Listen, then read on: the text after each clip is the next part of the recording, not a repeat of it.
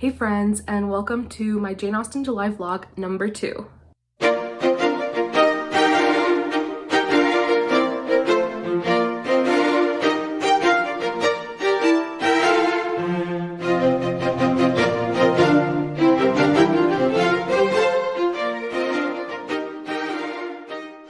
So it's July 9th, and this vlog will cover the next 7-8 days or so.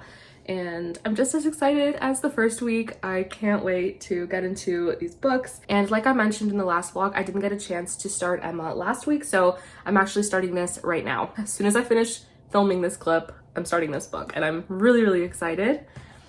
And then I plan on continuing on with the Mysteries of Udolpho. I'm a third of the way through, and it's starting to get really interesting. Now we're in Italy, so really interesting. And I'm going to finish Jane Austen's letter sometime this week, which I'm really looking forward to.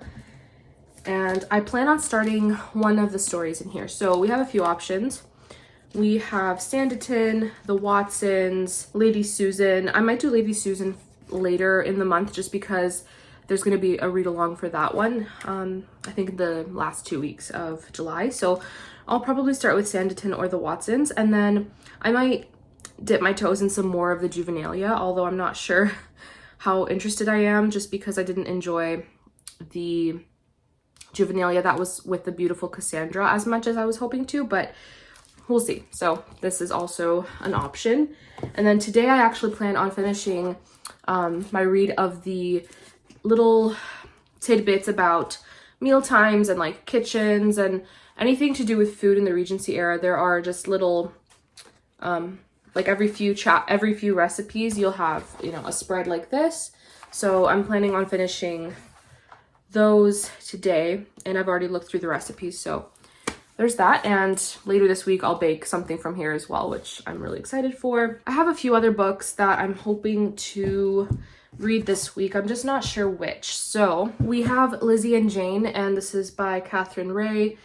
And this one I actually don't know what it's about. So it looks like it's a contemporary inspired by Jane and Lizzie from Pride and Prejudice. So that sounds really fun. So this is an option. And then we also have The Clergyman's Wife, which is about Charlotte Lucas, who married Mr. Collins in Pride and Prejudice. So I'm assuming this is kind of like a sequel, but focusing on Charlotte's life after Pride and Prejudice. So really excited. And this one actually is really short. Like it has really big font, and it's only less than 300 pages. So this one should be read in a day or two if I get to it this week. So there's that. And then I have 2 more here that I think I'm going to leave for next week, but who knows, maybe I'll pick one of them up instead of the 2 I just mentioned. But we have Jane and the Unpleasantness at Scargrave Manor, and this is a murder mystery where Jane Austen is a detective, like an amateur sleuth. I've heard some really good things about this one, and I'm really excited.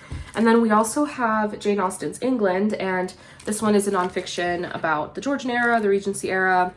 And I also have Jane Austen at Home by Lucy Worsley that is on hold at the library, so I'm still waiting on that. And then I also want to watch some movies this week. So I didn't really watch anything last week, but in the previous vlog, I had asked what you would recommend in terms of Emma adaptations because I wasn't sure what to watch. So the minute that I finish this book, I will be watching the miniseries from 2009.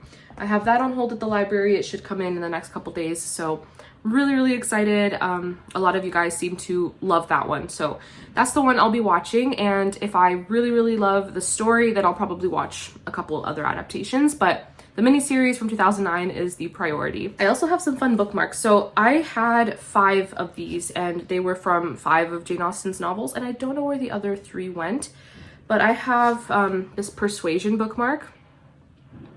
So it says, "You pierce my soul. I am half agony, half hope. I have loved none but you." That's like one of my favorite quotes. And then this one's Pride and Prejudice. "I cannot fix on the hour or the spot or the look or the words which laid the foundation. It is too long ago. I was in the middle before I knew that it had begun." I love this. I got some bookmarks to use with these books, and yeah. So I'm gonna go read, and I have church this evening, so I don't know how much reading I'll get done before that, but I will definitely check in with you guys after the service, and we'll chat then.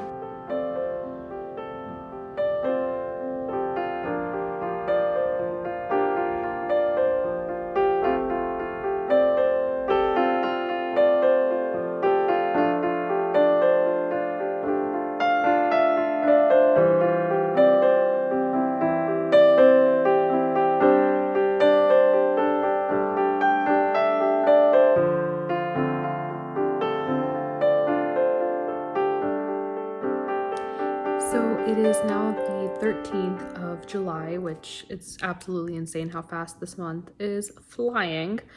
But I just wanted to update you guys on what I've been reading, and I actually haven't been reading as much as I wish I could have, but it is what it is. It's just been a busy week. I was not expecting it to be this busy, so it's fine. I've been reading some great things, and I'm overall really happy with how Jane Austen July is going. So I'll just talk a little bit about what I have been reading. So I actually finished the Letters of Jane Austen, and wow, this was fascinating. I don't think I can give it like a numerical rating because it's, you know, very personal. Like, I just feel weird with the idea of rating a collection of letters. Some of them were obviously like not very interesting, but there were some really beautiful letters in here, and like just seeing how Jane interacted with her sister, who was like the main person she was writing to, but also her sister-in-law. I think she had a couple sisters-in-law actually that she was sending letters to, but it was just so nice to see. And the last letter is actually from Jane's sister Cassandra to their sister-in-law, and it was sent after Jane had passed away.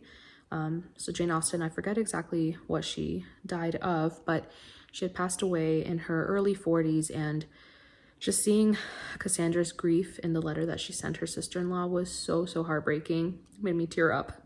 But yeah, this was a really nice collection of letters, and I think my favorite part was seeing Jane's perspective on her own books, and then she would send letters to her sister and also her brothers, and so she would ask them like what they think of her books, and she'd be referencing different scenes from her different novels, and it was just really nice to see. So really enjoyed it, and yeah, this was so good. I would definitely love to read this again at some point, and I feel like I would get more out of each letter because now like I'm, you know, getting more familiar with Jane Austen's family, which I didn't know too much about. I knew she had a sister named Cassandra, but that was about it. So I feel like I learned a lot about Jane Austen from this book, and I loved it. So good. So I finished this, and I started Emma, and I am 1/3 of the way through this. I had mentioned wanting to read this fairly quickly, but I ended up kind of starting a buddy read with Chrissy at Chrissy's Purple Library. We're both reading this book, and we decided since we're both reading it at the same time, why not buddy read it?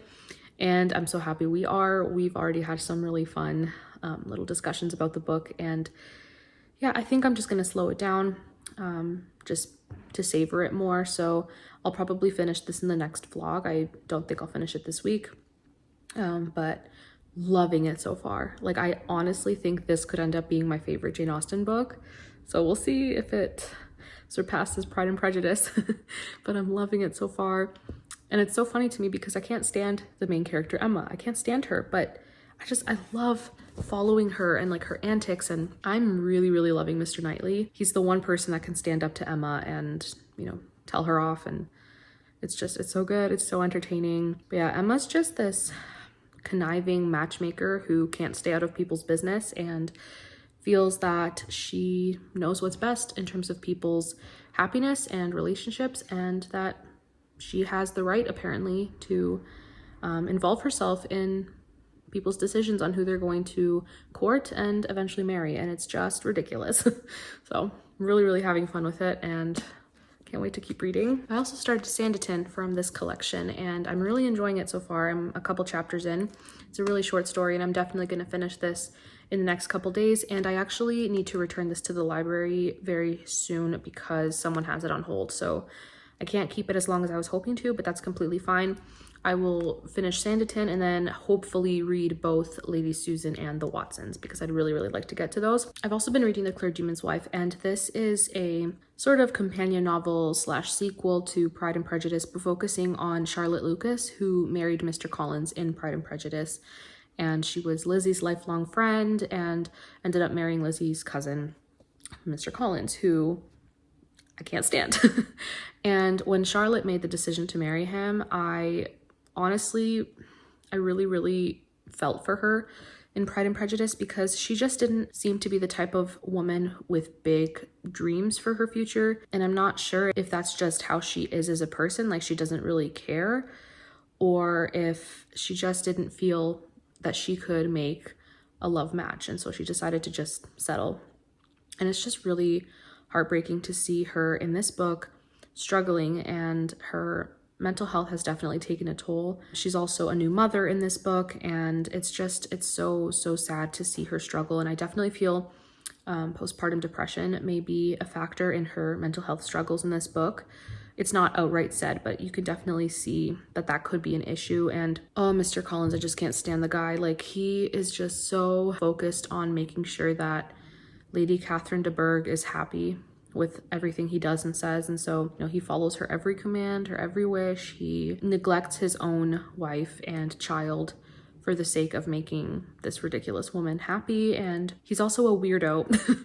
I can't stand him. I don't like him. I feel so much for Charlotte.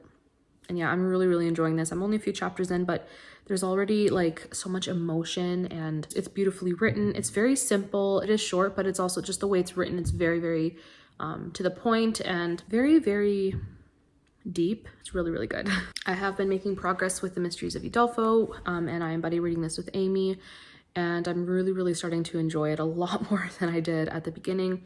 Volume 1 was very slow moving, and the beginning of Volume 2 was also pretty slow, but we're finally at Udolpho. So it's called The Mysteries of Udolpho. Udolpho is a castle that is in Italy, and Emily moved there with her aunt, Madame Chiron, who is now Madame Montoni, because she ended up marrying this very interesting man named Montoni, and he definitely gives off huge, huge villain vibes. He's very, very manipulative, and I can't stand him. But yeah, Emily moved into Udolpho with them, and it's definitely Gothic castle, medieval castle. We're really, really getting those Gothic vibes.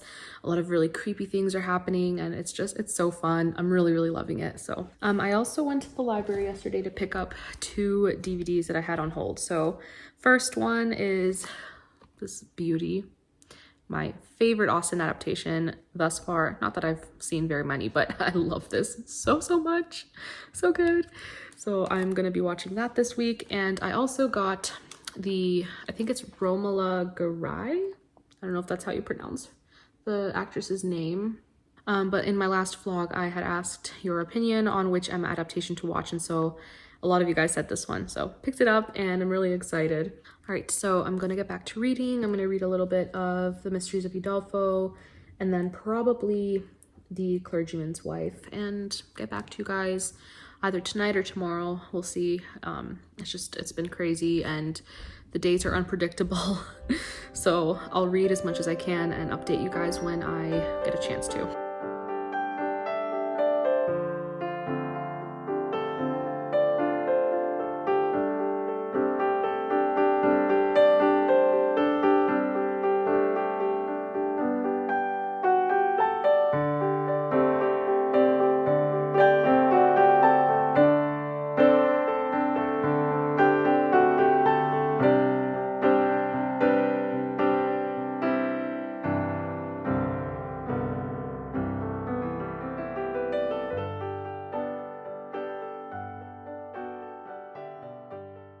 Hey everyone, so it is the 17th today, and I just uploaded my puzzle time lapse. I was working on that for hours last night and didn't really get much reading done, but I finally sat down and picked up The Clergyman's Wife again, and man, I have some thoughts. This book, I didn't know really what to expect going into it, other than maybe just a closer look at what Charlotte Lucas's life would have been like after marrying Mr. Collins. She's now Charlotte Collins, and if you haven't read Pride and Prejudice, she, I think I said earlier, was Lizzie's best friend.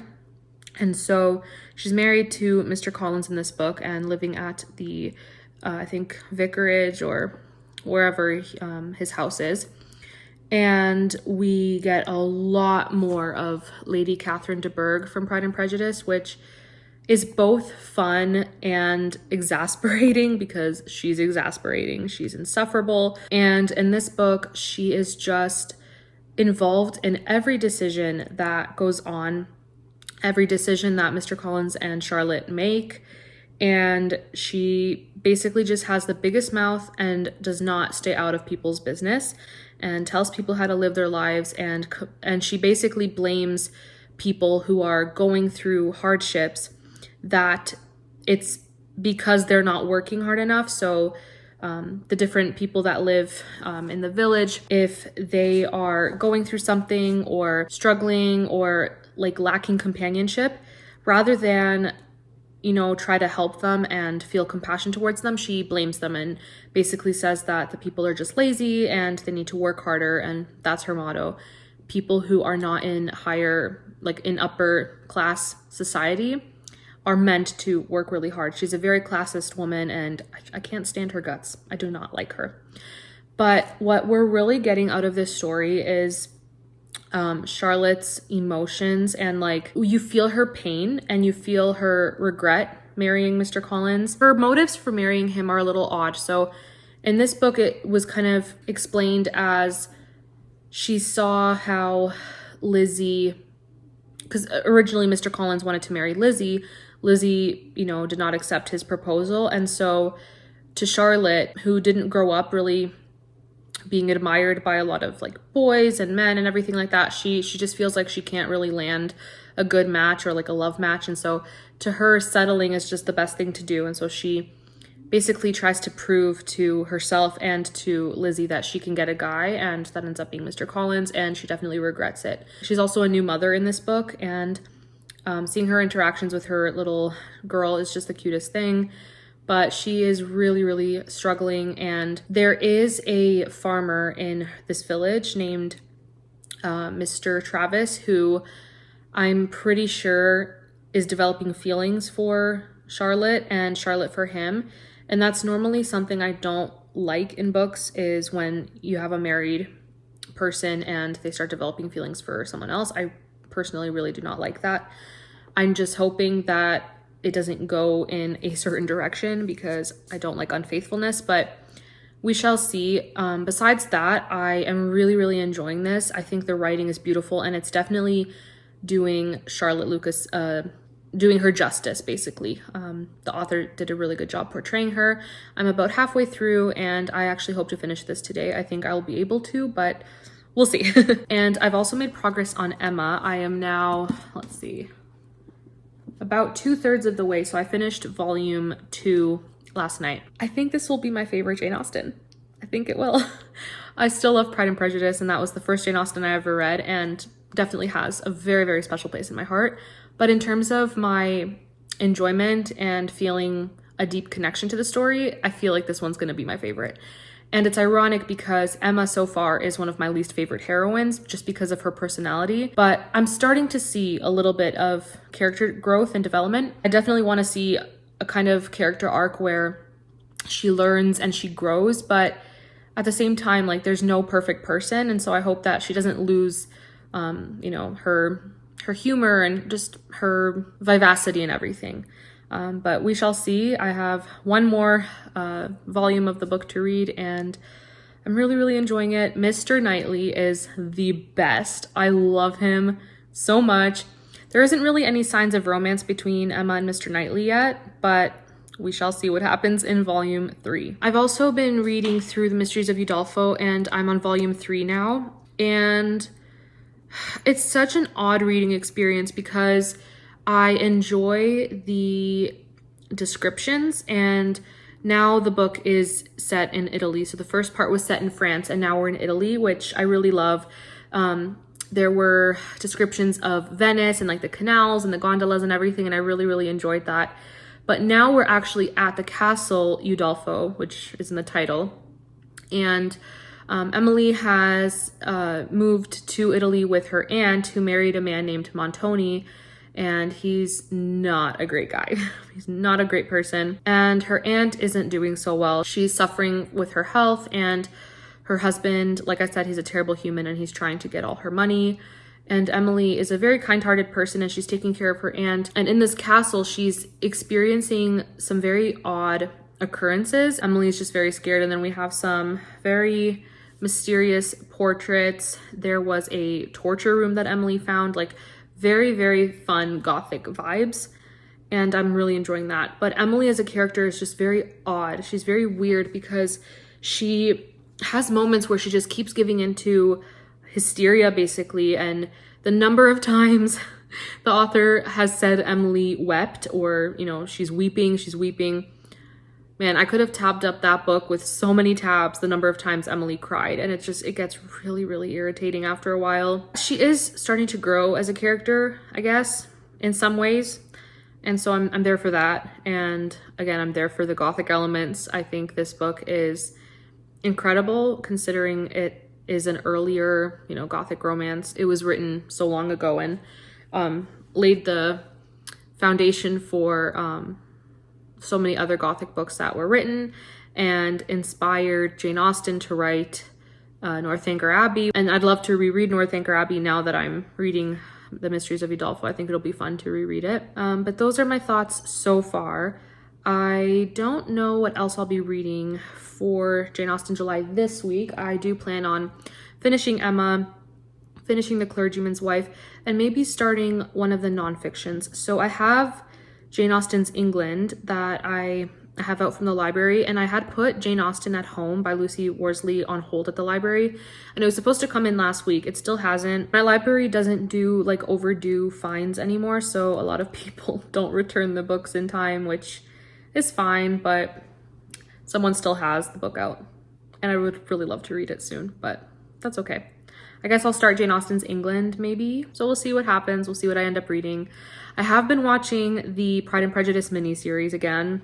I think this is my 4th time watching it, and I'm just having a blast. These characters just bring such joy to my life, and Mrs. Bennet and Mr. Bennet are the best characters, like some of my favorite characters that I have ever encountered in movies, books.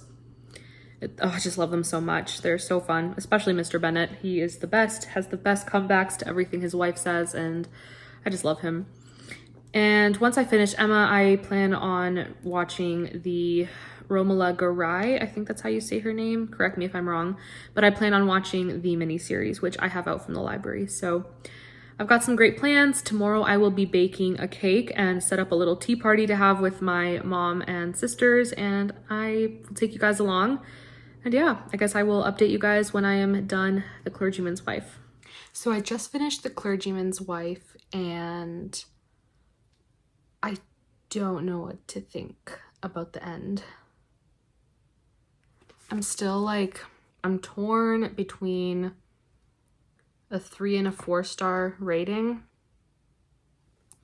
So I guess I'll start with what I liked about it, and I've already described the book and like what it's about and everything, but I will say I think the author did a really good job of portraying Charlotte's unhappiness, and it just felt real, and like I truly felt for her in this book. I think the one thing that kept her going was her daughter, and I won't talk about this book with any spoilers. I won't say how it ended, but the ending was interesting. It wasn't what I expected. It's not necessarily a bad thing, but I don't know what to think about it. I think I'll rate it 3.5 stars. That feels right. But yeah, the writing was really nice, and I liked how I felt like I was in her home. I was, roaming the gardens with her. I liked her, the village setting that Charlotte is living in, but I feel like there's something missing. And honestly, maybe that's just my desire of like stories like hers to have a happy ending. And I'm not going to say whether the ending of the story is happy or not. It's kind of not open-ended, but I just feel like her story isn't over. And I don't think there's a sequel to this at all. I don't know. I kind of wanted more from this book, but yeah, 3.5 stars. I'm happy I read it. It was perfect to read after reading Pride and Prejudice. It definitely feels like a continuation of Charlotte's story, which was nice, but I did want more out of it. So that's that. I was actually looking through my bookshelves, and at the beginning of the vlog, I shared some Jane Austen bookmarks that I got off of Etsy a while ago, and I think I shared 2 maybe, but I found a 3rd one, and I'm still missing 2 more. But I found the Sense and Sensibility one. This is Know Your Own Happiness, which I love. I really love this one. So there's another one. So for tonight, plans are to continue reading Emma, and read a bit more of the Mysteries of Udolpho. And I might start A Castaway in Cornwall. Actually, I probably will start this. This is supposed to have Poldark vibes, which give me all the Poldark. I want more. So this is another book that fits Jane Austen July because it is set during the Georgian era. So this is another one that I would like to try. I really like this cover. It's very shimmery, like very, very shimmery. Almost looks like it was covered in glitter. Love it. I've read, I think, 3 Julie Classens up until now, and I do really like her writing, so fingers crossed for this one. I have yet to start a nonfiction, and I had mentioned earlier that I'm waiting on one nonfiction from the library, but I do have Jane Austen's England, and it does look quite large, but the pages are actually really thick, and it's under 400 pages, so hopefully this one's a good one. But those are my plans for the evening and tomorrow and the next few days, and I will see you guys tomorrow. And I'm really excited because I will be making a raspberry peach cake and having a little bit of a tea party with my mom and sisters. So see you guys tomorrow. Good morning, everyone. So it is now the next day, and today I plan on making a raspberry peach cake. So I was going to make something from the Cooking with Mr. Darcy cookbook or my Pride and Prejudice edition that has a few recipes in it. But I saw this recipe on YouTube and it's so summery, and I had to make it. So I decided to include it in this video, and to make it a little more, I guess, Jane Austen related, I will set up some tea for my mom and sisters as well. So it'll be a very informal tea party, but it should be fun. I hope the cake tastes good. So I'm gonna start getting my ingredients ready and take you guys along with me.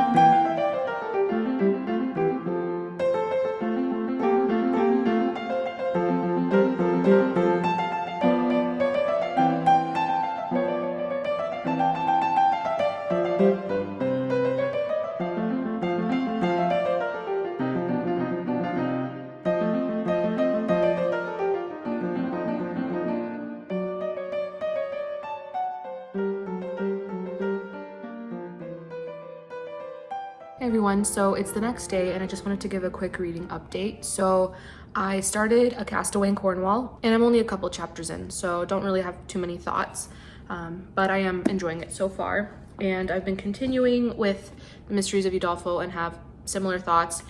This book is just full of highs and lows for me. There are certain chapters where I'm very invested in what's happening, and the very last chapter that I just read was one of those chapters. It was quite intense, quite the build up, and a bit of a plot twist. So I really enjoyed that. But there are definitely chapters where it's just a lot of journeying and a lot of, is that even a word? Anyways, a lot of just like walking and not doing much other than traveling and things like that. So this is full of highs and lows for me. And the third book I would like to mention is Emma, which I finally finished. Wow. So I can't decide if this is my favorite or if Pride and Prejudice is my favorite because I love them both, but for different reasons. Each book has very different feels and like a different atmosphere to them and very different characters, but I love them both. So I've already explained what Emma is about and I won't go into the plot at all, but I will say that I absolutely loved seeing Emma's character growth, and she develops into a much more mature person, which I really liked to see. And I'm not going to give any spoilers for the ending, but I'll just say that everyone ends up with who they deserve to be with, and that just makes me very happy. So great book, 5 stars, and I'm so happy I read it. So I will be closing off the vlog with that. And like I mentioned earlier, I've also finished Jane Austen's Letters and Dinner with Mr. Darcy and The Clergyman's Wife and enjoyed them all. So all in all, it's been a good last couple weeks of this readathon, and I'm really happy with what I've been reading, especially with Emma. I'm so happy with this book. So that's it for this video, and thank you guys so much for watching. I hope to see you all in my next vlog. Bye.